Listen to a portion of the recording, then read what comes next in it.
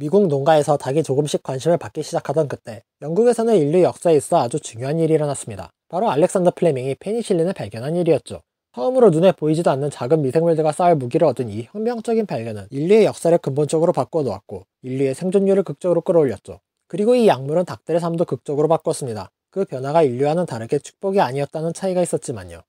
육계산업은 나치를 피해 미국으로 온 체인과 플로리에 의해 페니실린을 시작으로 생산되기 시작한 각종 항생제와 맞물리며 완전히 새로운 국면으로 접어들게 됩니다. 농장 한 켠에서 알이나 낳던 닭들이 농장의 존재 이유로 떠오르게 되며 닭들은 마당이 아닌 케이지 안에 갇히기 시작했고, 그런 열악한 환경에서 쉽게 병에 걸리는 닭들을 치료하기 위해 아메리칸 사이언아미드사 소속 생물학자인 토머스 죽스는 병든 닭들을 치료하고 질병을 예방하기 위한 연구를 진행하고 있었습니다.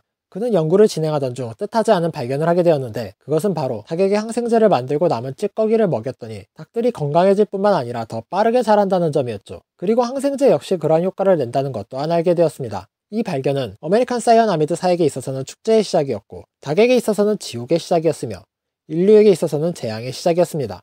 사람들은 닭뿐만 아니라 다른 가축들에게도 성장 촉진 효과가 있을지 알고 싶어 했고, 역시 같은 효과가 있다는 것을 알게 되었으나 거기에 만족하지 못한 사람들은 손을 대선 안 되는 곳까지 손을 대기 시작했습니다.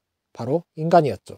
미국의 과학자들은 당시 정식 과학으로 인정받던 우생학 연구소에 수용되어 있는 미숙아들과 3세계 아이들을 상대로 실험을 하는 만행을 저질렀고, 항생제의 눈에 띄는 성장 촉진 효과를 목도한 그들은 수많은 농장에 항생제를 공급하기 시작합니다. 그렇게 사람들은 이 기적의 약물을 제한 없이 마구 사용하기 시작했고, 병에 걸리지 않은 닭들에게 예방적 차원과 성장 촉진 목적으로 먹이에 섞어주는 것으로도 모자라 도축한 고기를 항생제를 푼 물에 담궜다 꺼내서 포장해 판매하기 시작합니다.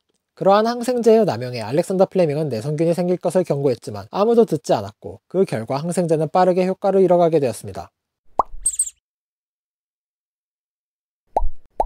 세상에 공짜는 없는 법. 뒤늦게 내성균의 출현을 알게 된 일부 학자들은 항생제 남용의 실태를 알리며 위험성을 경고하기 시작했고, 그로 인해 자신들이 먹고 있는 고기가 어제 도축된 건지 아니면 한 달 전 것인지 알 수 없는 데다 자신과 아이들의 몸이 원치 않는 항생제 성분에 노출되고 있다는 사실에 분노한 대중이 정부의 규제를 촉구하기 시작하자 결국 정부에서 조사에 나서게 되었고, 그렇게 알게 된 사실은 그동안 사람보다 동물에게 더 많은 항생제가 쓰이고 있다는 충격적인 사실과 동물들에게 쓰이고 있는 항생제의 대부분이 사람들의 치료에 쓰이는 항생제와 같은 종류라는 사실이었죠.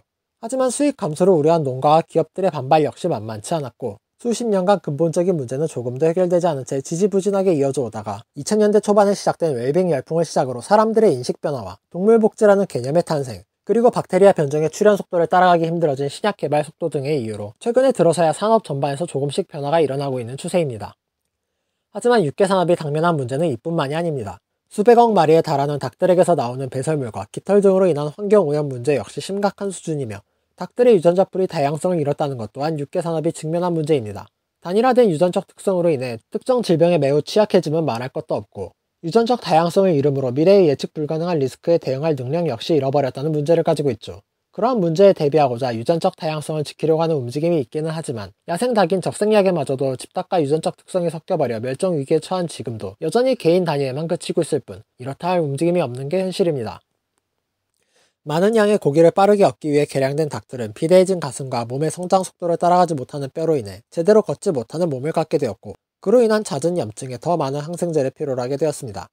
얼마 전까지만 해도 농장을 자유롭게 거니던 닭들은 단 수십 년 만에 스스로는 생존조차 할 수 없는 존재가 되어버리고 말았고, 빠르게 자라도록 개량되어 버림으로 인해 수년을 살아가던 닭들은 생후 약 한 달 만에 도축당하는 처지가 되고 말았습니다.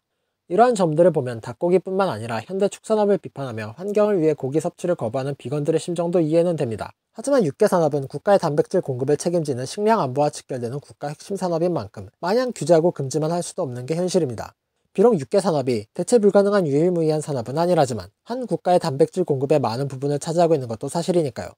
현재 한국의 육계산업을 보면 후발주자치곤 나름 선방하는 모습을 보이고 있습니다. 국내 대표 육계기업인 하림은 지난 2011년 100년의 역사를 자랑하는 미국 육계기업 앨런 패밀리푸드를 인수하며 미국 진출의 발판을 마련했고, 또 다른 육계기업인 마니커는 독자적인 시스템 구축으로 차별화된 전략과 경쟁력 강화를 추구하고 있죠. 하지만 육계산업의 핵심인 닭 그 자체를 생산하는 기업은 미국과 브라질의 몇 안 되는 거대 기업들이고, 국내 기업들은 전량 해외 육종기업에 의존하고 있는 게 현실입니다. 여기서 잠깐 육계산업의 시스템에 대해 설명하자면, 육계는 원종계와 종계, 그리고 육계로 구분이 되는데, 여기서 중요한 게 바로 이 원종계입니다. 시장에서 소비가 되는 육계의 조부모 세대인 원종계가 종계를 낳고, 이 종계가 낳은 병아리들이 육계, 즉 우리가 낳는 닭고기가 되는 거죠. 그런데 이 원종계는 각 기업들이 철저한 보안 속에서 독자적인 방법으로 유전적 특성들을 조합해 원하는 특성만을 가진 닭들을 만들어 제품으로 출시해내는데, 한국의 기업들은 이렇게 생산된 원종계를 수입해 이 원종계로부터 육계를 길러내 판매하고 있는 것입니다. 하지만 이러한 육계들의 사정은 산란계에 비하면 차라리 낫지 않을까 합니다. 산란계는 고기로서 소비되는 육계와는 달리 알을 낳는 목적으로 키워지기 때문에 우선 수평하려는 필요가 없죠. 네, 다 죽입니다. 뭐 운이 좋다면 살아남겠지만 그래봤자 번식용으로 남겨놓은 몇 마리를 제외하고는 몇 주 더 살다 육고기가 될 뿐이지만요. 하지만 육고기로 기르기엔 육계한테 효율에서 밀리니 사실상 수평아리들은 다 갈린다고 보면 됩니다. 안평아리들의 경우 알을 낳을 수 있게 될 때까지 약 150일 정도 길러지다 알을 낳을 수 있게 되면 그때부터는 죽을 때까지 알을 낳는 신세가 됩니다. 이러한 산란개들은 일생에 걸쳐 마리당 평균 300개의 알을 낳는데 20개월 정도가 지나면 산란 능력이 떨어지기 시작합니다. 이렇게 산란 능력이 떨어진 닭을 노개라 부르는데, 이 생산 능력이 떨어진 노개들은 가차없이 죽임을 당하죠. 그리고 육개와 산란개는 생활 환경도 다릅니다. 약 한 달 주기로 로테이션이 도는 육개 농장은 그래도 굉장히 깨끗한 환경과 어느 정도는 닭들이 스트레스를 받지 않도록 땅에 풀어놓아 기르고 일부는 횃대도 설치하는 등의 환경을 조성해주는 데 반해, 산란개는 말 그대로 닭장, 흔히들 아파트라고 부르는 좁디 좁은 배터리 케이지에 갇혀 알만 낳는 삶을 살아갑니다. 그렇게 닭들이 자유롭게 돌아다니는 건 당연히 꿈도 못 꾸고, 날갯짓은 고사하고 제대로 움직일 수조차 없는 스트레스를 받는 환경에서 살다 보니 옆에 있는 닭을 쪼아대는 일이 자주 발생하고, 그로 인해 생산성이 떨어지는 것을 막고자 부리끝을 찢어 다른 닭을 쪼지 못하도록 만들기까지 했죠. 뿐만 아니라 닭은 날갯짓을 통해 몸의 면역력을 강화시키는데, 좁은 닭장 안에 갇혀 날갯짓을 하지 못하니 면역력이 떨어져 쉽게 병에 걸리기도 합니다. 닭 키운 육개들을 방출하고 난 뒤 매번 축사안을 깨끗하게 청소하고 소독하는 육개 농장과는 달리 2년 가까운 시간 동안 열악한 환경에서 알만 낳는 산란개들은 아무래도 전염병에 취약할 수밖에 없고, 그러다 보니 종종 조류 인플루엔자, AI가 유행하곤 합니다. 그러한 환경 때문에 지난 16년도에는 산란 종계의 40%가 살처분당하며 한동안 계란 공급에 차질을 빚기도 했죠. 문제는 이뿐만이 아닙니다. 17년도에는 계란에서 살충제 성분이 검출된 살충제 계란 파동이 있었는데, 그 원인은 닭들에게 기생하고 있는 진드기들 때문입니다.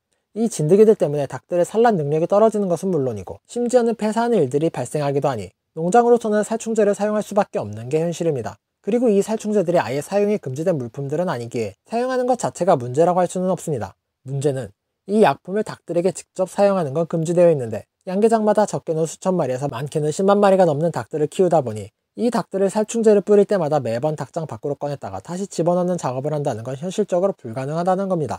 거기에다 그러한 상황을 감시하고 개선하기 위한 제도 마련과 농장주들의 인식 개선을 위해 교육을 해야 할 정부는 해야 할 일은 하지 않고 방치할 뿐만 아니라 오히려 살충제의 사용을 지원하고 있는 형국이죠.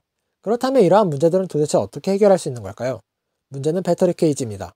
바닥에 풀어 기르는 육개 농장은 닭들이 스스로 모래 목욕을 통해 진드기들을 떨쳐낼 수 있지만, 산란계 농장은 훨씬 빽빽한 데다 갇혀있기까지 하니 살충제가 없다면 진드기들에게 꼼짝없이 당할 수밖에 없는 상황이죠. 그러한 상황을 개선하고자 세계 각국은 미국에서부터 시작된 극한의 효율만을 추구했던 배터리 케이지 목장을 지향하는 추세이고, 유럽은 20세기 말부터 이미 배터리 케이지 금지에 관한 법안이 발의가 되어 현재는 완전히 금지되어 있는 상황입니다. 하지만 그런 유럽도 살충제 계란에서 완전히 자유롭지는 못한 상황이다 보니 이제는 배터리 케이지를 넘어 밀집 사육 자체를 금지해야 한다는 목소리들이 나오고 있는 상황이죠. 그렇지만 밀집 사육을 금지하고 방사 사육을 하게 되면 계란 가격이 몇 배로 뛰어오르는 건 말할 것도 없고, 그러한 투자금을 감당할 수 없는 농장들이 많은 데다 기껏 투자를 한다 한들 비싼 가격에 판매량이 줄어 소득이 줄어버린다면 농장주들로서는 돈만 날리게 될 테니 선뜻 투자를 할 수도 없는 상황입니다.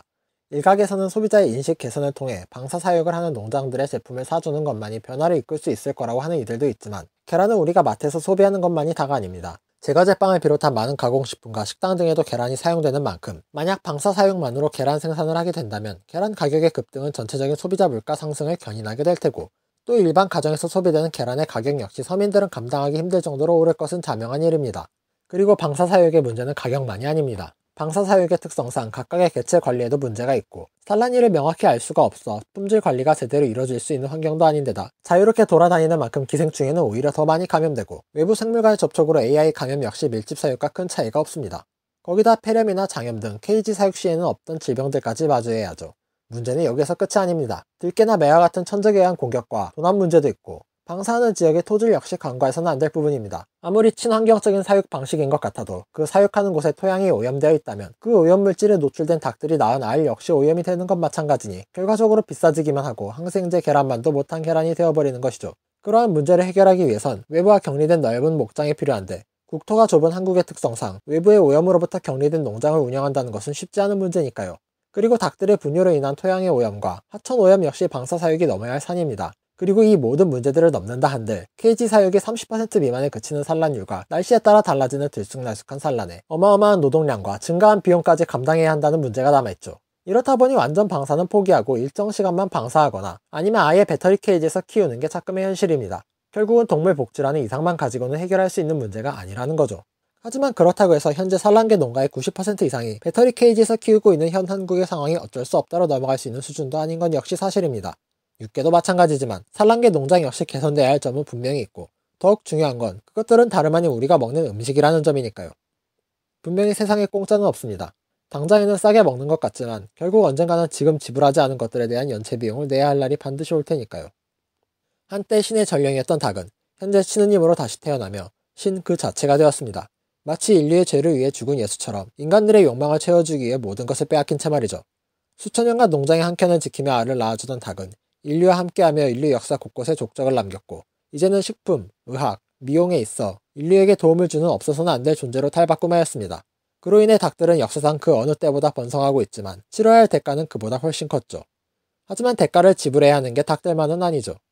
우리가 지불해야 할 대가는 닭들만큼 크지 않기를 바랄 뿐입니다.